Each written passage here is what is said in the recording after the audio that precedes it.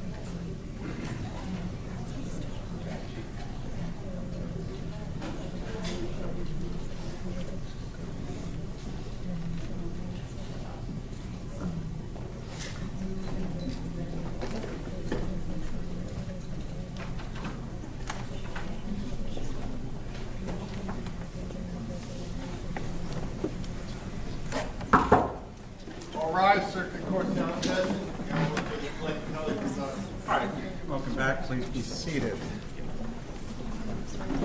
Okay, a couple of developments. I'm going to hear defense's concerns in just a moment. Do you have a copy of the latest note? Yes, Your Honor. Okay, so let's read it for the record, and then let's decide how we're going to proceed.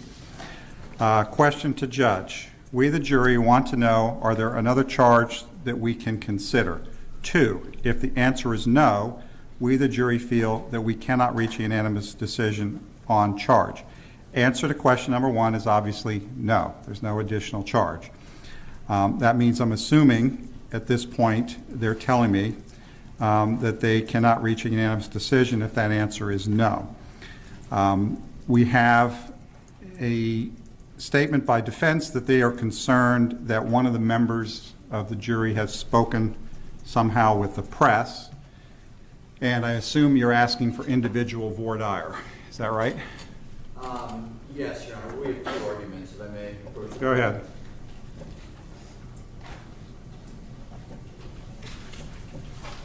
And regarding the note, the second note, this is the second time the jurors have indicated they cannot reach a unanimous decision. At this point, they're clearly deadlocked. We'd respectfully request a mistrial, Judge. An Allen charge will not cure this. If I may approach with case law? Sure. This is Almeida v. State, 157, Southern 3rd, 412,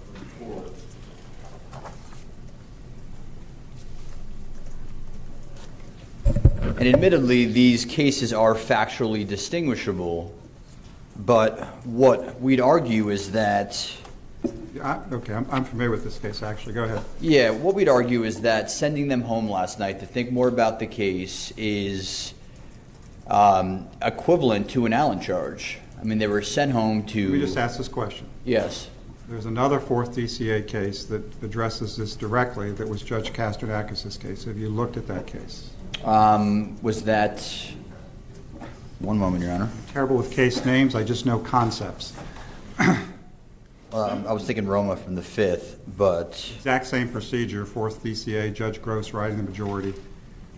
It was okay. Judge has the discretion to decide when it is that a deadlock has been reached such that an Allen charge must be read. Now, once an Allen charge is read, that's it. There's nothing further. Can't come back again and read another Allen charge. If you read a modified Allen charge, I think you are correct, Mr. Roosevelt, then that's over. You can't read a modified and then read a later Allen charge or the case is over. I'm not denying the procedure. I'm denying the effect on the jurors. Clearly, based on the note, they now feel pressured to potentially come to a compromise verdict. Based on number 1, we, the jury, want to know, are there another charge that we can consider? So they went home. They were deadlocked last night after you sent them home. And, your statements were, not overly assertive, but you did send them home to come back today and redeliberate. Now, that comment suggests that they're being coerced into compromising. So defense's position is, point 1, immediate mistrial, no Allen charge. Yes, Judge. They are clearly deadlocked. I think an Allen charge would, at this point, and I know you did not read an Allen charge last night, but the action, reading an Allen charge would constitute a second Allen charge today, based on the effect your words had on the jurors last night, which is clear through this note. And a second Allen charge is per se reversible error. Yeah, the question is, did I give a modified Allen charge last night? I'm not sure I did, but let me hear State's position. That's point 1, is that correct, Mr. Yes, Your Honor. Okay, State's position. As far as this Almeida case, I disagree with the way that he's interpreting this case. I think this case clearly says that 2 separate Allen charges are improper. In this case, they had given a modified Allen charge and then gave a full Allen charge. In this situation, I don't think that what the court did last night even came close to equating to an Allen charge. The court simply said, we're breaking for the night.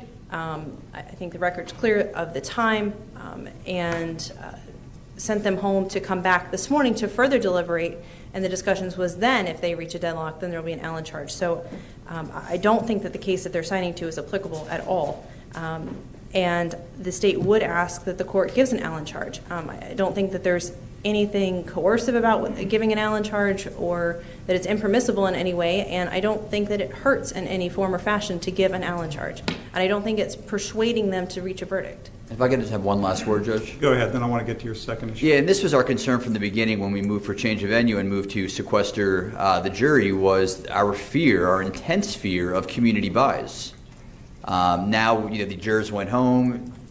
There's media out that there's potentially one holdout. That person could be terrified of the reaction of their community for, I guess, being the one holdout, being the one person who finds Ms. Dippolito not guilty.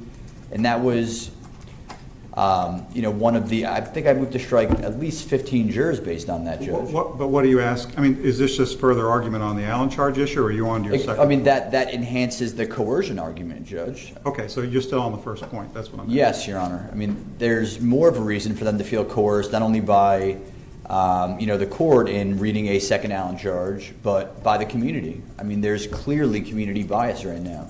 And I think that the case law that deals with that issue, the issue was that a juror would feel pressured into giving a guilty verdict because the community outrage was so much that the person should be in those situations that the person should be convicted of the crimes that they committed. And this, obviously we don't know one way or the other which way it's going, but I don't see that that's an issue of someone's holding out. Obviously they're standing their ground and they're not falling to pressure that they might feel. And there's absolutely no evidence of that. Let me deal with your second issue. Legally, this is how it breaks down on your request. If what I did last night was in fact a modified Allen charge, then giving a second Allen charge would be reversible error. Because you can't have two Allen charges. You can't give a modified Allen charge and then a full Allen charge. Once you give the Allen charge, that's it. So if what I did last night was a modified Allen charge, then you're correct that I can't give a second Allen charge. If what I did was not a modified Allen charge or an Allen charge, then I can. I mean, that's the analysis, the legal analysis. But let me talk about your second point for just a minute. You have something else, Mr. Claypool? Yeah, Your Honor, respectfully, I'd like to just make our position 100% clear. That's pretty close. But what we're arguing is, let's assume you gave a modified Allen charge late yesterday.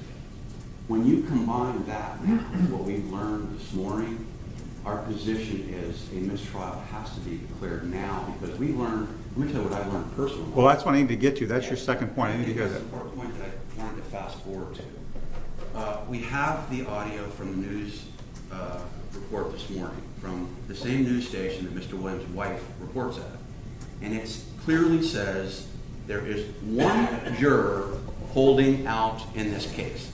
I personally walked up to the courtroom this morning and I was asked by a news agency to give a comment. Turns out it was the same station. It was Channel 2, CBS. 12. Or Channel 12. Not Channel 2. Yeah. I apologize. In Los Angeles, CBS is Channel 2, so I apologize. 12 here. But I fortuitously, it happened to be the same news agency that made this report that we're going to ask to be played into the record, or at least Your Honor would look at it. I asked the gentleman, they said, hey, what's going to happen this morning? I said, well, we have an issue with a news outlet that reported this. Then I clicked and I realized it was them, and I said, how did you guys learn that?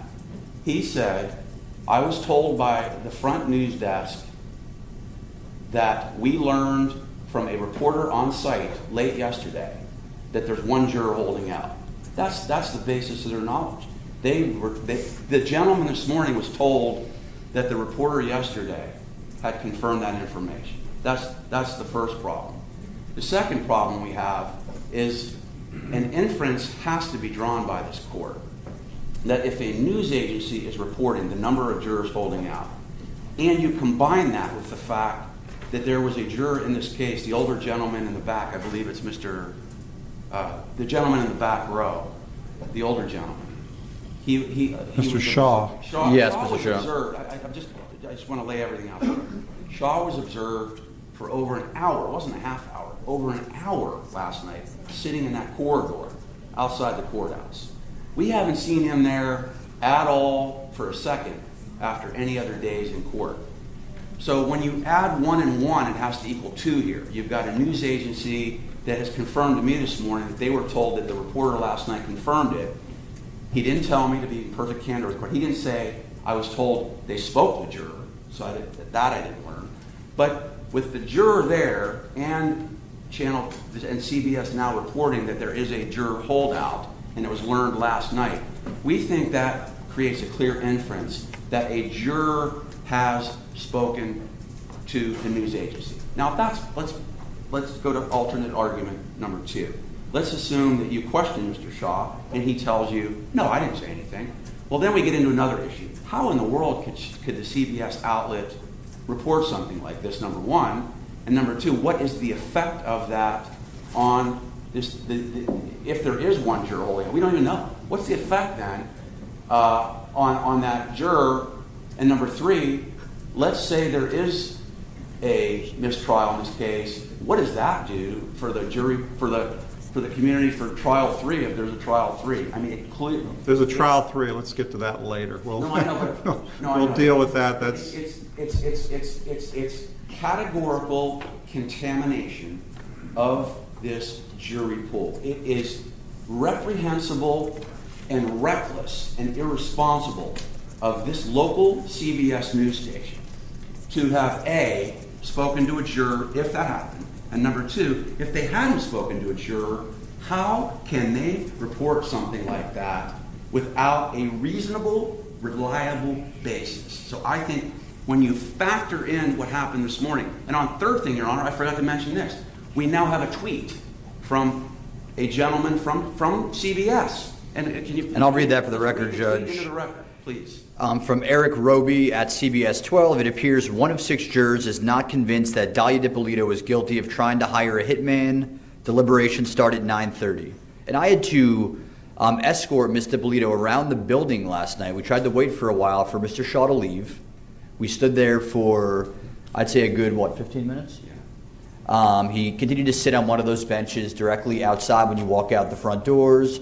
I had to escort her around the building to avoid that juror. He was still sitting there while the media was outside. I mean, it was bizarre. I mean, he had no reason to be sitting there surrounded by the media, or, pardon me, I would say about 50 yards from, 40 people in the media last night?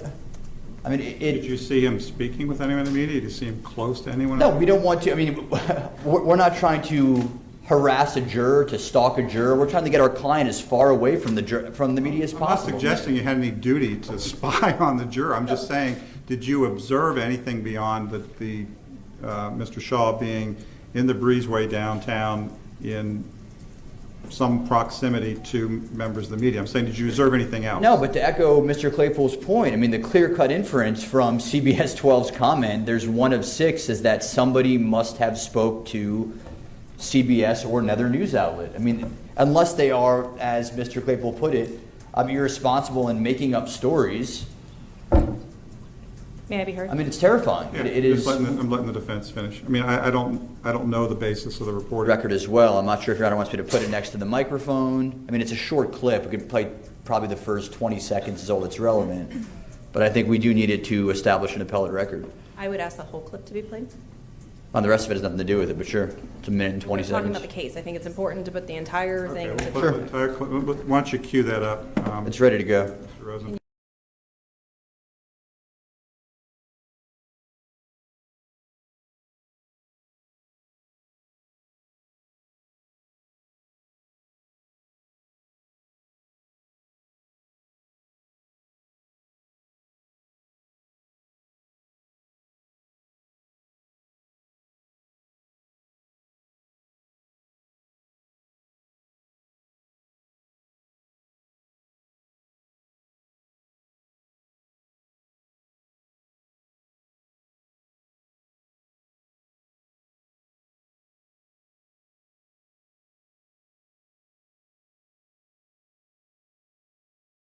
Deliberated for about 45 minutes before returning a guilty verdict. That ruling was tossed out amid allegations of jury pool tampering. So at this point, when the jury reconvenes today, they will again go through the evidence that has been presented to them. Very much the same evidence that was in the first trial, as they now try to come to a consensus of which way they will decide. Juries members are due back here at court at 9:30 this morning, and of course we will have live coverage all day on air and online. Reporting live this morning outside the Palm Beach County Courthouse, Craig Angel, CBS 12 News this morning.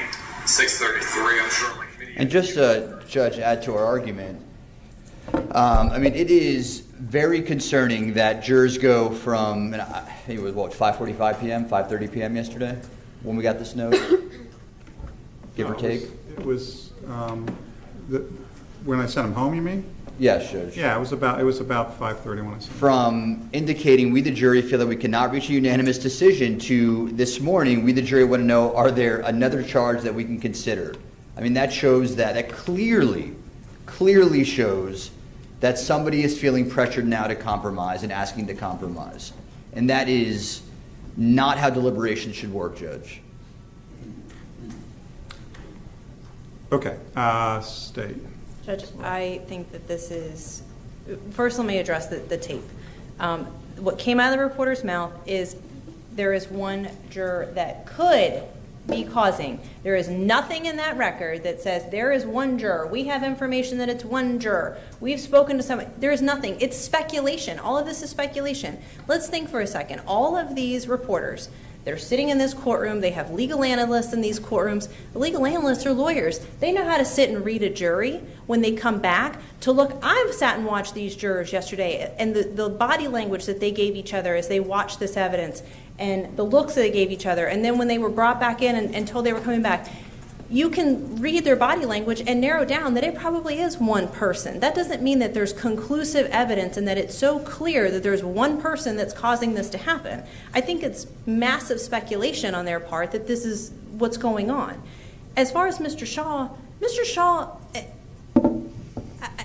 I don't know how you can take this giant leap of faith from saying that a juror is sitting outside at a public courthouse. We don't know if he was waiting on a ride. We don't know if his car was in the shop that morning and somebody had to come get him. We don't know what was going on. We don't know if he told his wife, hey, meet me downtown, we'll go to dinner while we're here. We don't know. I mean, to sit here and say this is warrants a mistrial and speculating, to me, that's preposterous. I think what has to be done, bring the juror out.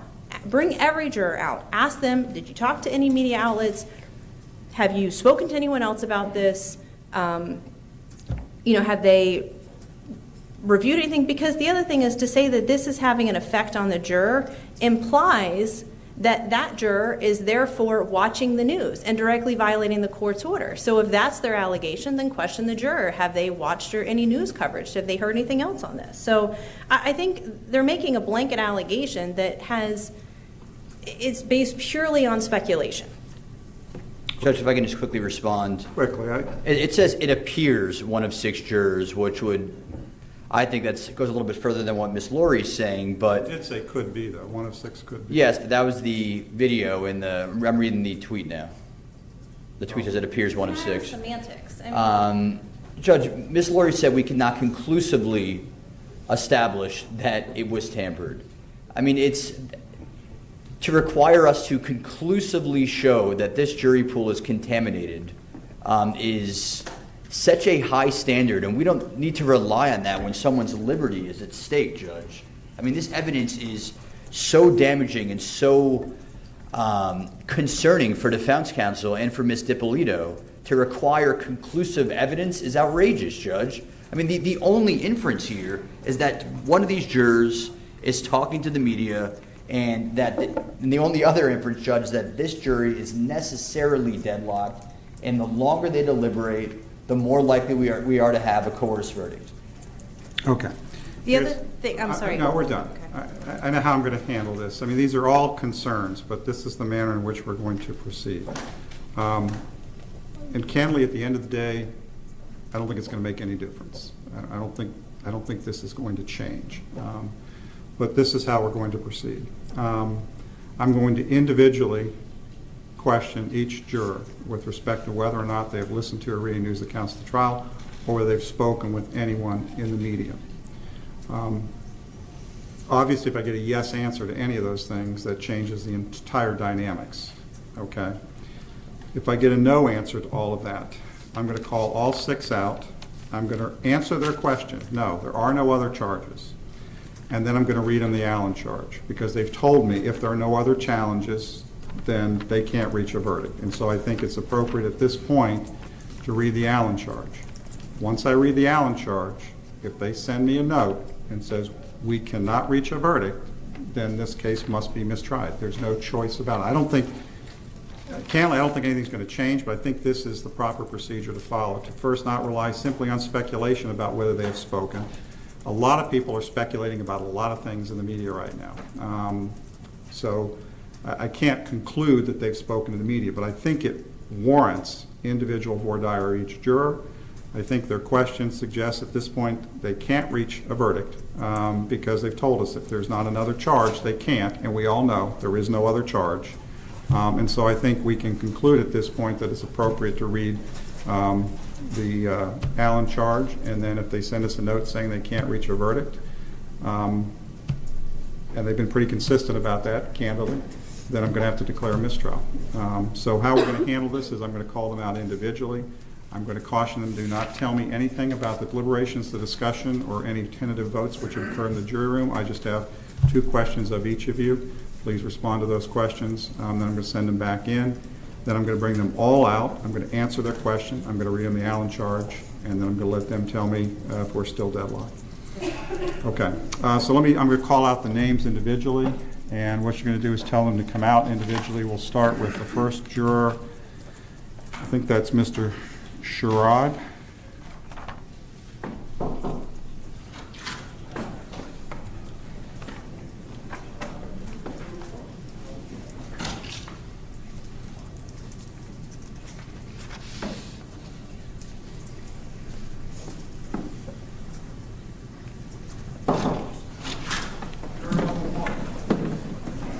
Ms. Sherrod, if you could just take your usual seat for just one moment, and counsel, you may be seated. We're going to be asking just some individual questions. They'll be the same questions of each juror.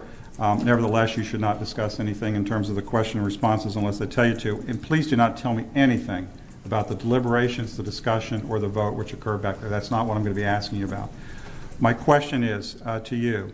Have you listened to or read any news accounts of this trial? All right. Have you spoken with anyone in the media? All right. Those are the only 2 questions I have for you right now. We're going to be bringing everyone back out in just a moment. Thank you, ma'am.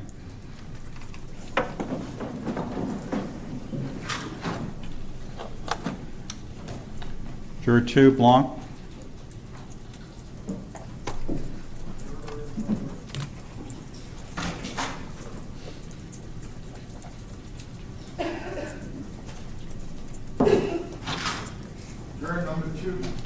Blanc, you can just come out. You can either go to your assigned seat if you want to sit in that first chair. That's fine. Counsel, you may be seated. I just have a question, actually 2 questions I want to ask you. Please do not tell me anything about the deliberations, discussion, vote, anything that's occurring in the jury room. I do not want to know about that. I just have 2 questions for you. Have you listened to or read any news accounts of this trial? No. Have you spoken with anyone in the media? No. All right. Thank you. We're going to call you all back out in just one moment.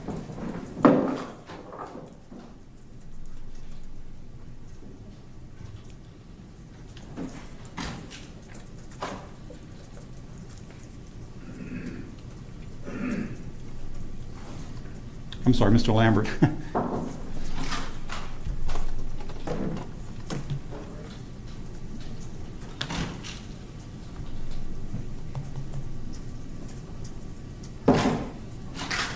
Juror 3. Mr. Lambert, you can go to your assigned seat or sit in the first seat, whatever you'd like to do. Counsel, you may be seated. Mr. Lambert, first, do not tell me anything about the deliberations, discussion, or any tentative votes which have occurred in the jury room. My question does not relate to anything that's occurring there. My question is, have you listened to or read any news accounts of this trial? No. Have you spoken with anyone in the media? No. Okay, thank you very much. We're going to bring everybody back out in just one moment.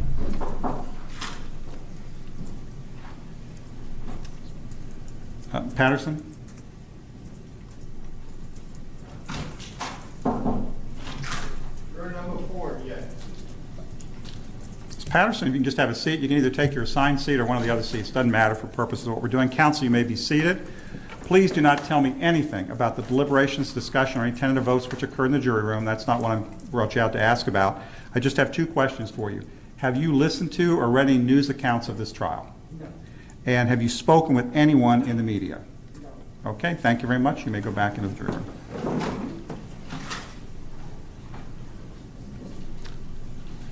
Ms. Lopez? Juror 5. Ms. Lopez, you can either sit in your assigned seat, first seat, whatever you like to do. This will be quick. Counsel, you may be seated. Do not tell me anything about the deliberations, discussion, or a vote that's occurring in the jury room. That's not the purpose of bringing you out. I just have two questions for you. Have you listened to or read any news accounts of this trial? No. Have you spoken with anyone in the media? No. Okay, thank you very much. If you could wait inside.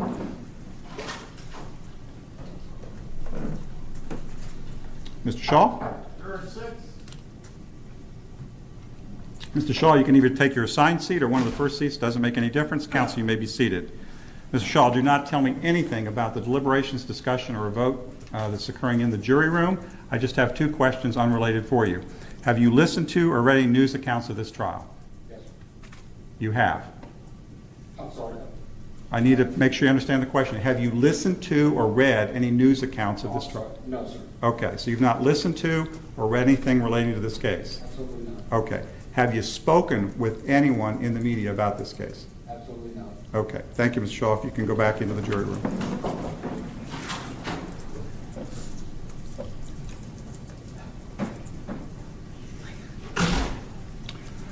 Okay. What I'm going to do is exactly what I said I was going to do. I'm going to bring them back out. I'm going to answer this question for the jury, and I'm going to read them the Allen charge. If they're deadlocked after that, they're deadlocked, and we're going to have to declare a mistrial. I'll renew my objection to the Allen charge based on all previous arguments, Your Honor. Okay. All right, let's bring all of them out. It's denied. I've told you what I'm doing.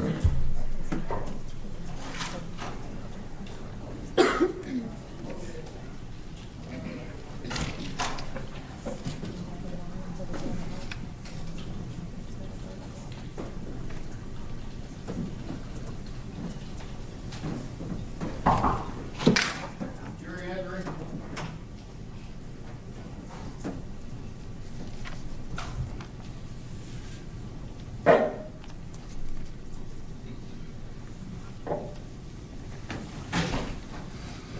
All right, counsel may be seated. Welcome back, ladies and gentlemen. I have two questions from the jury. I'm going to respond to both and then give you a special instruction. Your first question is, we the jury want to know, are there another charge that we can consider? The answer to that is no. There's no other charge you can consider. The second question, I guess it's more of a statement. If the answer is no, we the jury still feel that we cannot reach a unanimous decision on the charge. With that information in hand, I'm going to give you a special instruction. Please listen very carefully to this instruction. I'm going to read it to you. I know that all of you have worked hard to try to find a verdict in this case. It apparently has been impossible for you so far. Sometimes an early vote before discussion can make it hard to reach an agreement about the case later. The vote, not the discussion, might make it hard to see all sides of the case. We are all aware that it is legally permissible for a jury to disagree. There are two things a jury can lawfully do: agree on a verdict or disagree on what the facts of the case may truly be. There is nothing to disagree about on the law. The law is as I told you. If you have any disagreements about the law, I should clear them up for you now. That should be my problem, not yours. If you disagree over what you believe the evidence showed, then only you can resolve that conflict if it can be resolved. I have only one request of you. By law, I cannot demand this of you, but I want you to go back into the jury room. Then, taking turns, tell each of the other jurors about any weakness of your own position. You should not interrupt each other or comment on each other's views until each of you has had a chance to talk. After you have done that, if you simply cannot reach a verdict, then return to the courtroom and I will declare this case mistried and I will discharge you with my sincere appreciation for your services. With that charge, I'm sending you back into the jury room.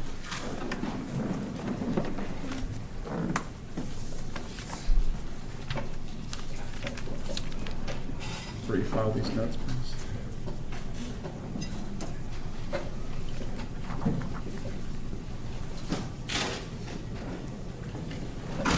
Okay, I would suggest everyone hang pretty close, so don't go anywhere. I mean, you can go out in the hallway if you want, but don't wander off, okay? All right, so we'll be in recess until they respond.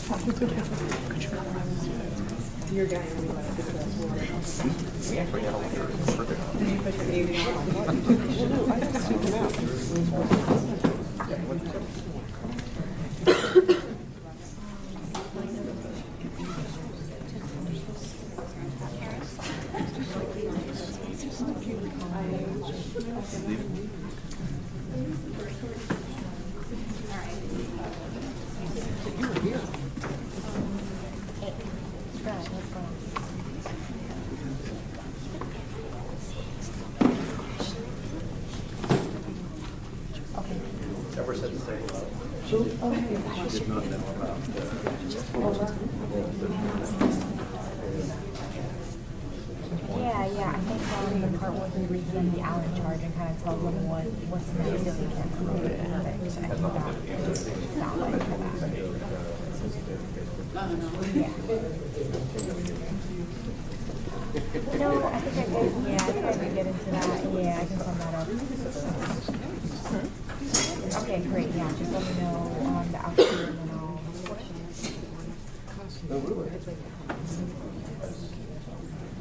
Okay, sounds good. All right.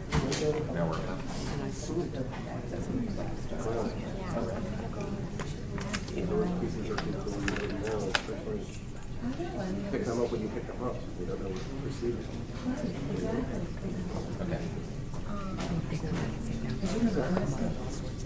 Objections.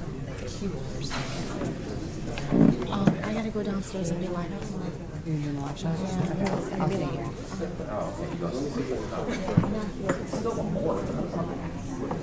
Yeah, I will. But I'll be back.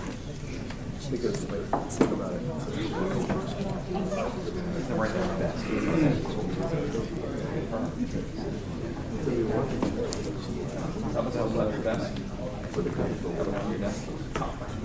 or you could say this is 5.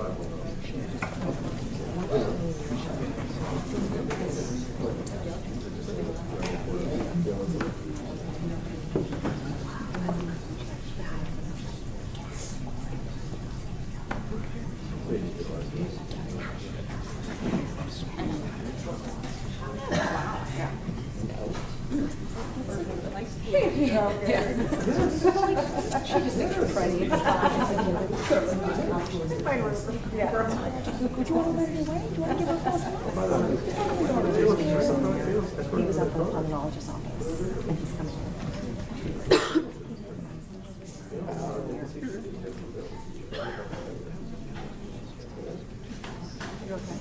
Yeah. Okay. He's like, you were really